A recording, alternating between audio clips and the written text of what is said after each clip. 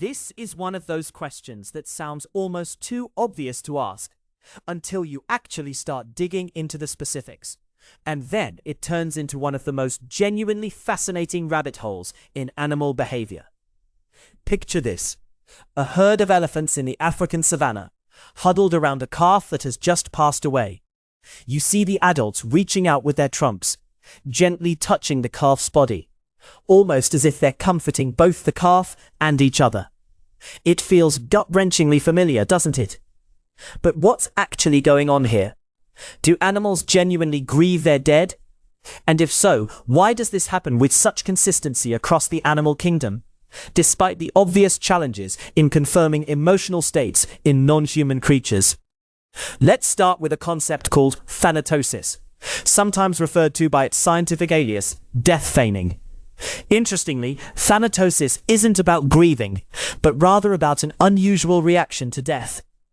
In possums, for example, when faced with a predator, they collapse and emit a death-like odor, a behavior that can last for up to 4 hours. This isn't grief, but a survival mechanism to avoid predation. Now, take the eastern hognose snake. When threatened, it will flip onto its back, mouth open, tongue out, and even emit blood from its mouth. This dramatic performance is complete with muscle relaxation, making it seem convincingly dead. Yet, if you flip the snake back onto its belly, it will readily flip over again to maintain the illusion. This seems completely unrelated to grief, yet it's important for what it reveals about animal behavior around death. Thanatosis tells us that responses to death-like states are deeply embedded, meaning death itself has a significant evolutionary presence. Could this evolutionary groundwork help explain why some species exhibit seemingly grief-like behaviors? How do we move from survival tactics to something that looks like mourning? Enter the concept of social bonding hypothesis, sometimes known as post-mortem bond maintenance. This suggests that species who maintain strong social bonds display grief-like behaviors to reinforce group cohesion. Elephants are a prime example. Documented cases show elephants returning to the bones of deceased relatives, often touching and caressing them. These interactions can last for hours and are observed in many studied elephant groups. Chimpanzees also provide compelling evidence. When a member of the troop dies, chimpanzees have been seen sitting vigil, grooming the body to the point of removing all foreign debris, a behavior extending over days. This intense focus on the deceased individual strengthens the bond within the group that persists beyond death. But here's where it gets complicated. Not all social animals display these behaviors. Despite their tightly knit social structures, exhibit little to no attention to dead group members. This seems contradictory, but it suggests that the complexity of social structures alone can't predict grief behaviors. Environmental pressures and the necessity of survival might override the capacity or need to grieve in certain contexts. Which brings us back to our question. Are we missing something deeper in these interactions? Let's consider neurochemical responses and mirror neurons. The idea here, sometimes referred to as empathetic neuromirroring, is that certain animals experience neurochemical processes similar to humans when faced with loss, triggering grief-like behaviors. Dolphins, for instance, have been observed carrying deceased calves on their backs, sometimes for days. This isn't just a single occurrence. In a study, many dolphin groups have shown this behavior at least once.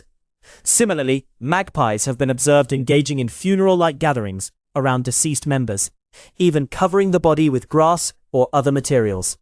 These behaviors hint at a neurobiological capacity for empathy and mourning, challenging our understanding of animal emotions.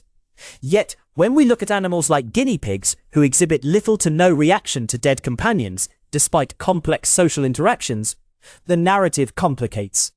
This suggests that while neurochemical processes may play a role, they interact with a myriad of other factors, such as ecological niche and life history traits. So, what else might be contributing to these varied responses?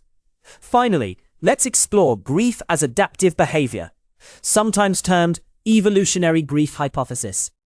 This perspective posits that behaviors resembling grief may serve adaptive functions, such as learning about dangers in the environment.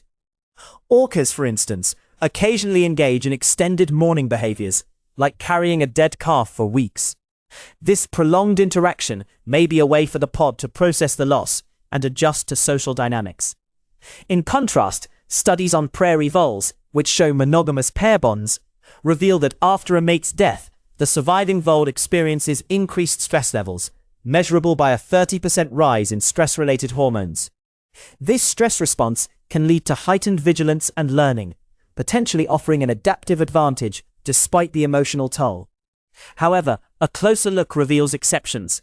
In species where survival relies heavily on rapid reproduction, such as rabbits, the urgency of continuation often overrides the space for grief-like responses, suggesting that the evolutionary benefits of mourning behaviors are not universal. So this brings us full circle.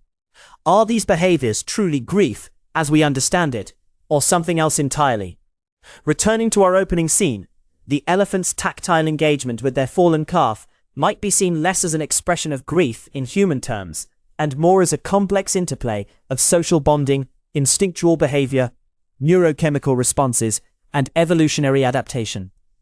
The mystery of whether animals truly grieve their dead is far from a simple yes or no. It's a rich tapestry woven from behavior, biology, and the shared reality of life and death in the animal kingdom.